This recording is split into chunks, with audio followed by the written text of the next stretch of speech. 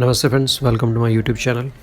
Friends, इस video में मैं आपको एक मेडिटेशन टी स्टैंड बनाकर दिखा रहा हूँ। इसके स्टेप्स देख सकते हैं कि मैंने एक पुरानी वुड यूज़ की है, कुछ टुकड़े हैं लकड़ी के और छोटे मोटे टूल्स हैं वुड वर्किंग के, जिससे हम इसे घर पर बना सकते हैं। आमतौर पर ये टूल्स आजकल सभी घरों में होते हैं। सो इसके लिए आपको एक 21 इंच का टुकड़ा चाहिए लकड़ी का, तकरीबन 3.25 इंच चौड़ा। और इसके साथ एक प्लाई आप हम जोड़ लेंगे जिससे इसकी मोटाई बढ़ जाए। उसको चारों तरफ हम टीक प्लाई से कवर कर लेंगे और एक हम लकड़ी का डंडा जो 18 इंच लंबा है वो इसके नीचे फिट करेंगे।